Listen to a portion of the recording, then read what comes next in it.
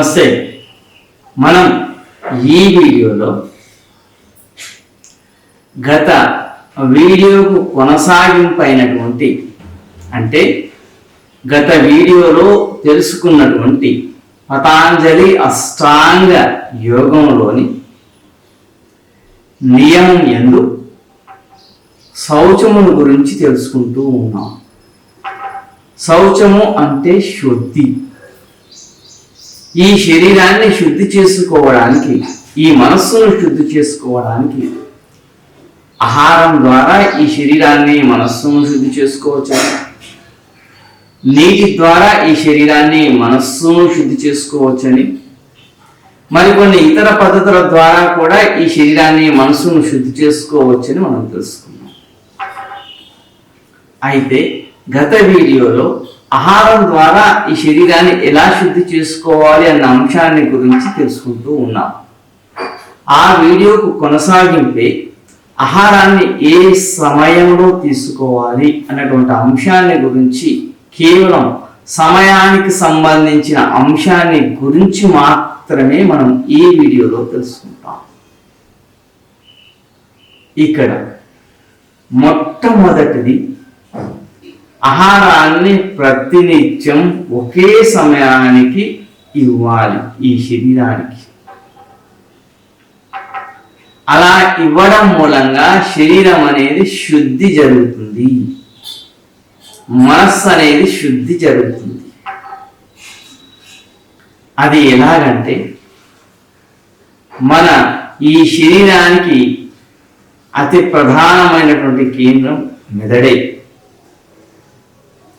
మెదడు అనేది అతిపెద్ద గడియారం. మనం ప్రతినిత్యం ఒకే సమయానికి నిద్రపోతూ ఉన్నప్పుడు ఆ సమయం వచ్చిన వెంటనే ఆవలింతలనేవి నీకు తెప్పించి, నాయనా నీకు నిద్ర వస్తుంది, నిద్రకు జారుకో అని ఆ మెదడు తెలియజేస్తుంది.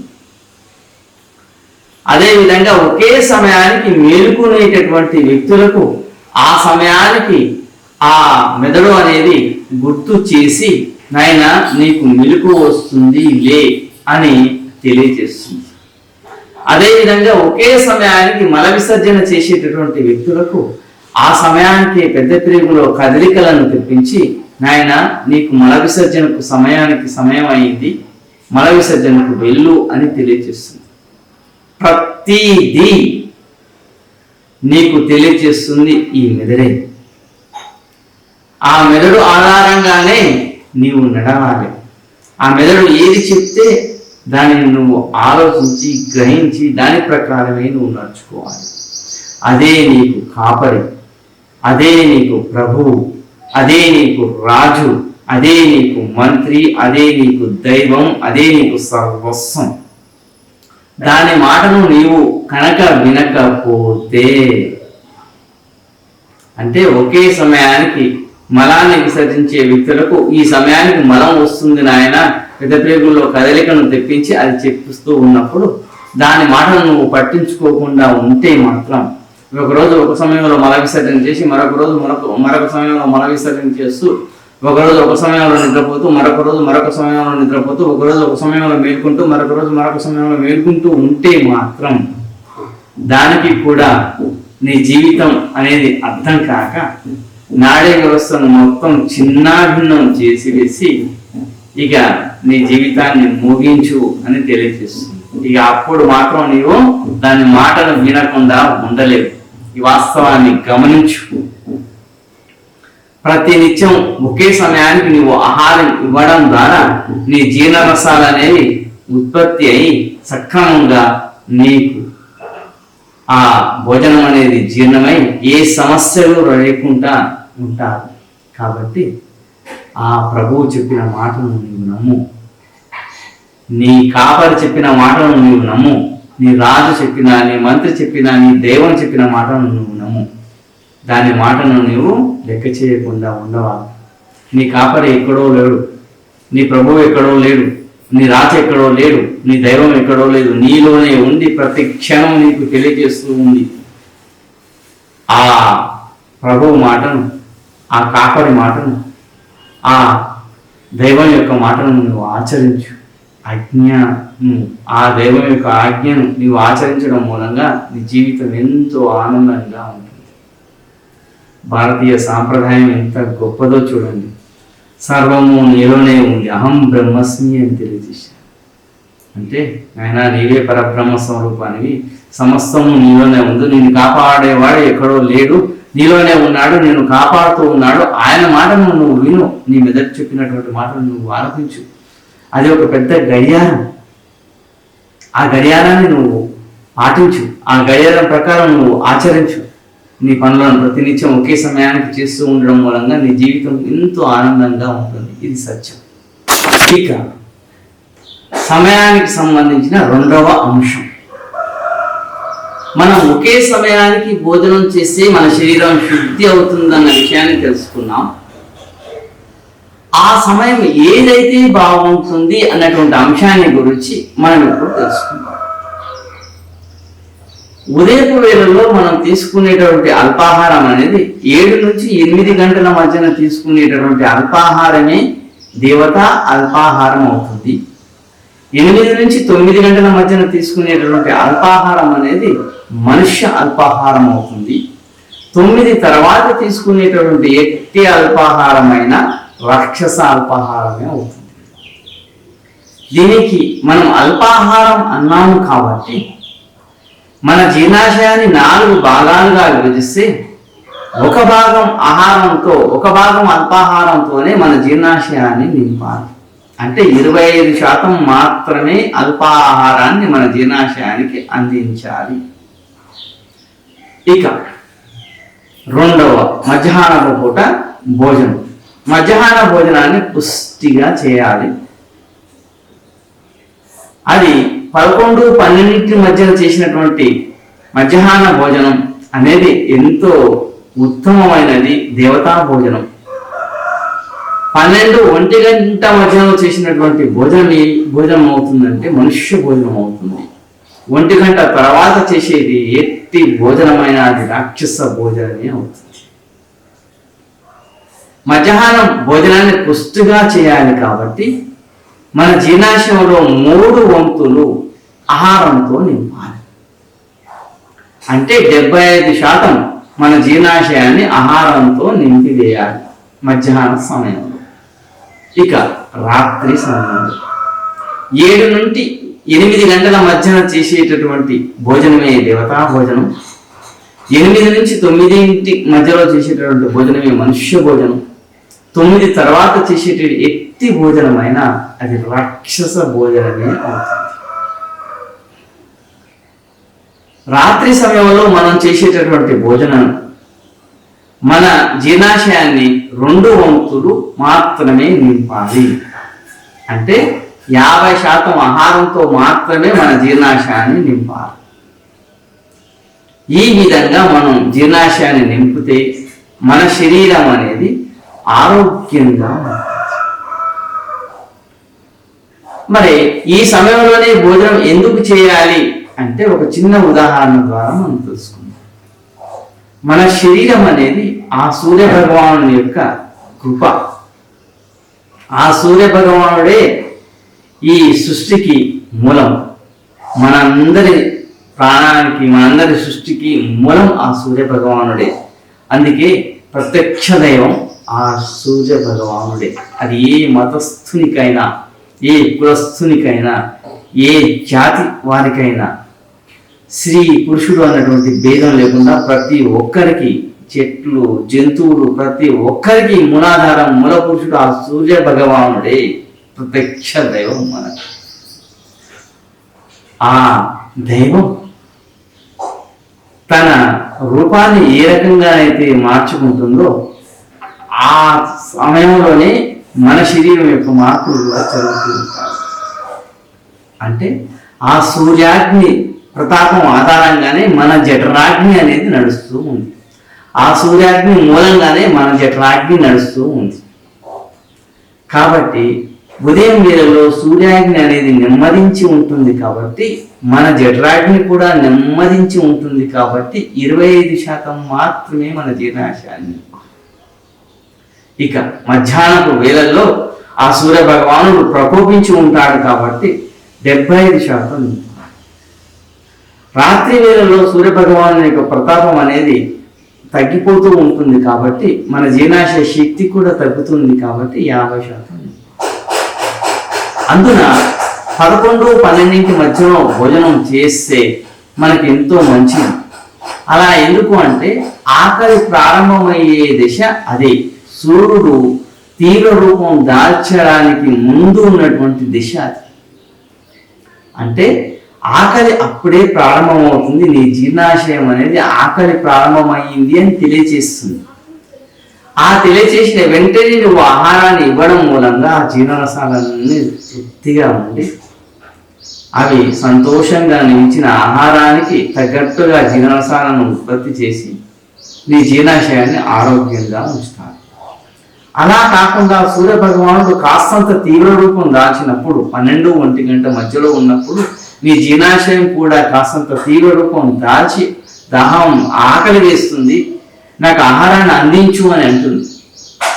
అప్పుడు నీవు ఆహారాన్ని అందించినా నీకు ఆరోగ్యం అనేది బాగుగానే ఉంటుంది. అలా కాదని 1 గంట తర్వాత ఇస్తే మాత్రం నీ జీర్ణరసాలన్నీ మాడి మషైపోయి జీర్ణాశయం అనేది సంకోచించి వేస్తుంది. నీవు ఆ సమయంలో ఆ ఆహారాన్ని ఇస్తే కనుక ఆ ఆహారం అనేది జీర్ణం కాక నానా నరక యాతనలు అనుభవించవలసి వస్తుంది. అజీర్ణ సమస్య, గ్యాస్ సమస్య, రకరకాల. ఆ తర్వాత కాస్త పెరుగుతూ ఉంటే గుండె సమస్యలు వచ్చే అవకాశం ఉంటుంది. ఇక రాత్రి 9 తర్వాత నువ్వు భోజనం చేస్తే అది రాక్షస భోజనమే. ఇక్కడ నా ఉద్దేశం ప్రకారం రాక్షస భోజనము అంటే ఎందుకు పనికిరానటువంటి భోజనం. ఆ సమయంలో నువ్వు భోజనం చేయడం మూలంగా నీ శరీరానికి నష్టమే కానీ ఏ రకమైనటువంటి లాభము ఉండదు అని అర్థం.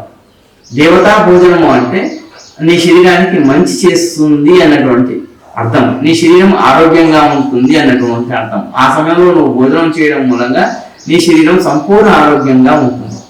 మనుష్య భోజనం చేసినప్పటికీ నీ శరీరం ఆరోగ్యంగానే ఉంటుంది. కానీ రాక్షస భోజనం చేస్తే మాత్రం నీ శరీరం అస్తవ్యస్తమైపోతుంది. 9 తర్వాత నువ్వు భోజనం చేస్తే ఆ భోజనం కూడా కడుపు నిండుగా చేస్తే ఆ తర్వాత నీకు నిద్ర రావడానికి ఆ ఆహారం అరగడానికే 3-4 గంటలు లేదా 4-5 గంటలు పడుతుంది నీ జీర్ణాశయ శక్తిని బట్టి. నీవు వెంటనే పడుకుంటావు కాబట్టి నీకు ఆ జీర్ణాశయానికి శక్తి అనేది అసలు ఉండదు. సూర్య భగవానుడు కూడా లేడు కాబట్టి జీర్ణాశయం అనేది ఆహారాన్ని జీర్ణం చేసుకోవడానికి ఆలస్యంగా తీసుకుంటుంది. నీకు 3-4 గంటల సమయంలో నిద్ర వస్తూ ఉంటుంది. ఆ సమయంలో నీవు ఉదయం లేచి మళ్ళా కార్యాలయానికి వెళ్ళవలసి వస్తుంది కాబట్టి నీ శరీరం మొత్తం అస్తవ్యస్తమైపోయి అనారోగ్యం బారిన పడిపోయి నీ శరీరాన్ని నీవు తొందరగానే ముగించవలసి ఉంటుంది. నీ కార్యక్రమాలన్నీ ఈ రూపంలో. ఈ వాస్తవాన్ని గుర్తించు. ఆ మహానుభావులు చెప్పినట్లు నీవు నడుచుకో, నీ మెదడు చెప్పినట్లు నీవు నడుచుకో, నీ శరీరం చెప్పినట్లు నువ్వు నడుచుకో. ఈ వాస్తవాన్ని గుర్తించు. ఈ సమయంలో మాత్రమే భోజనాన్ని చేయడానికి మీరు సిద్ధంగా ఉండండి. మీరు సంపూర్ణ ఆరోగ్యవంతులు అవుతారు. ఈ చిన్న అలవాట్లను పాటించడం మూలంగా మీ జీవితం బాగుంటుంది. ఇక సమయానికి సంబంధించిన 3వ అంశం, జీర్ణాశయం.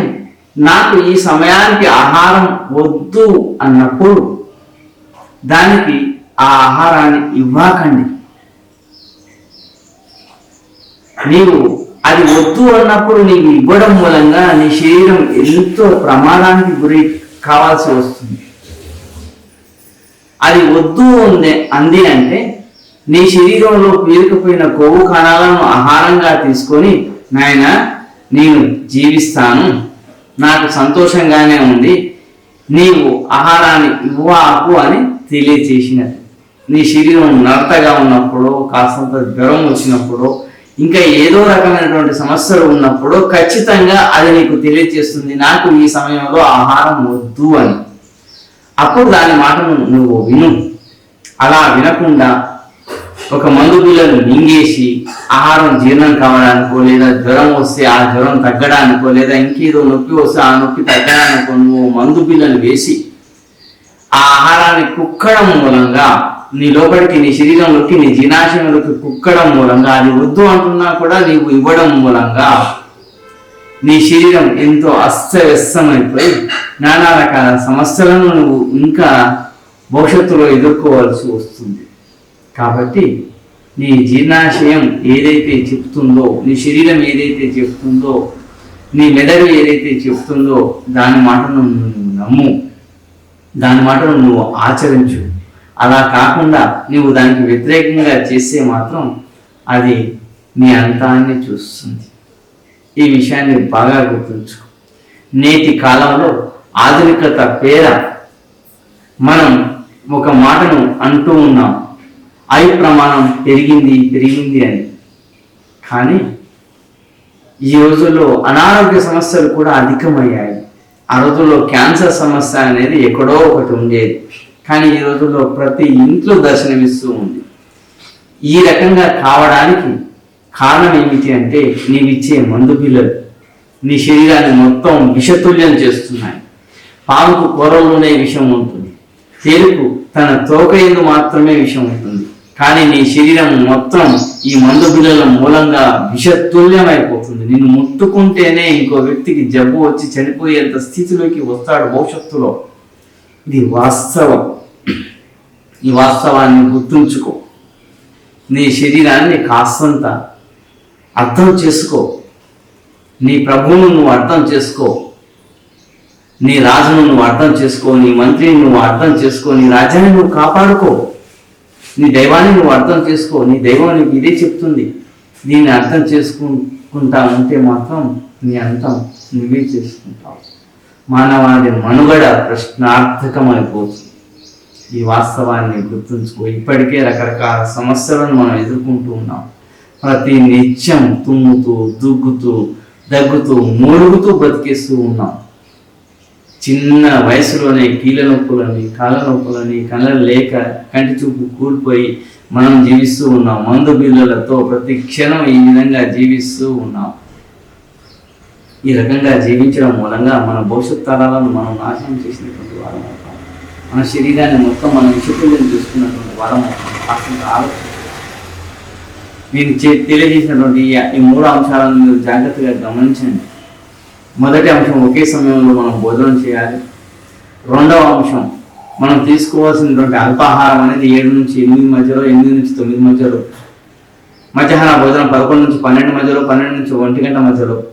ఆ తర్వాత రాత్రి సమయం మనం తీసుకునేటువంటి భోజనం 7 నుంచి 8, 8 నుంచి 9 మధ్యలో మాత్రం తీసుకుంటూ, ఆహారానికి వద్దు అన్నప్పుడు, నీ శరీరం తెలియజేసినప్పుడు, నలతగా ఉన్నప్పుడు కావచ్చు, ఇంకేదైనా సమస్య వచ్చినప్పుడు కావచ్చు, నీ శరీరం అనేది నీకు ఆహారాన్ని ఇవ్వకు అని తెలియజేస్తుంది. ఆ మాటను నువ్వు గమనించు. ఈ 3 అంశాలను నువ్వు పాటించడం మూలంగా నీ శరీరం శౌచమైపోతుంది, శుద్ధి అయిపోతుంది. నీవు ఈ 3 అంశాలను పాటించి ఆహారాన్ని ఈ విధంగా ఈ సమయానికి తీసుకుంటూ ఉండడం మూలంగా నీ శరీరం అనేది శుద్ధి జరిగి సంపూర్ణ ఆరోగ్యంతో ఆ పరమేశ్వరుడు ఇచ్చినటువంటి ఆరోగ్యం అనేది మీకు నిండు 100 ఏళ్ళు ఉండి ఆనందంగా జీవిస్తాం. అస్తవ్యస్తమైన జీవితాన్ని జీవించాలి, గందరగోళమైనటువంటి జీవితాన్ని జీవించాలి. అది పనికి మాలినటువంటి జీవితమే అవుతుంది. నీ జీవితానికి ఒక సమయాన్ని కేటాయించుకో. ఆ సమయం ప్రకారమే నీ జీవితాన్ని సాగించు. అది నీకు ఎంతో ఉత్తమమైనటువంటి ఫలితాన్ని అందిస్తుంది. ఈ వాస్తవాన్ని గ్రహించండి. పతంజలి మహర్షుల వారు తెలియజేసినటువంటి ఎంతో అద్భుతమైనటువంటి ఈ అష్టాంగ యోగాన్ని మనం ఆచరించడం ద్వారా మన జీవితం అనేది ధన్యమైపోతుంది అన్నటువంటి వాస్తవాన్ని గమనించు. ఆ మహానుభావులు మన జీవితాన్ని ధన్యం చేయడం కోసమే ఇవన్నీ తెలియజేశారు. మన జీవితాన్ని బాగు చేయడం కోసమే ఇవన్నీ తెలియజేశారు. మన జీవితాన్ని ఆరోగ్యంగా జీవించేలా చేయడం కోసం మాత్రమే ఇవన్నీ తెలియజేశారు. వీటిని మాత్రం మనం ఆచరించడం మూలంగా సంపూర్ణ ఆరోగ్యాన్ని మనం పొందవచ్చు. అదే ఆ కాలమైనా కావచ్చు, ఈ కాలమైనా కావచ్చు, భవిష్యత్తు ఏ కాలమైనా కావచ్చు. కాలంతో పని లేదు ధర్మానికి. ఈ వాస్తవాన్ని గుర్తుంచుకో. సర్వే జన సుఖినో భవంతు. ఓం శాంతి శాంతి.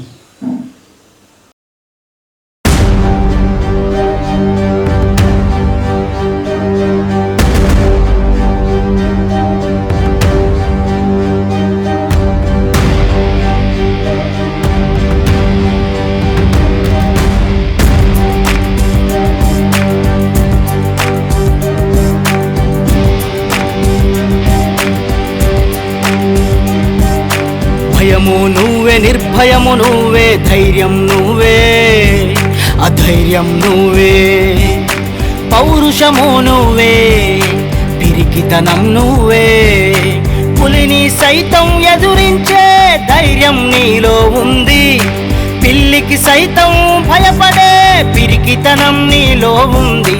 జీవితం అంటే పోరాటం, ఎదురించు పోరాడు, పులిని సైతం ఎదురించే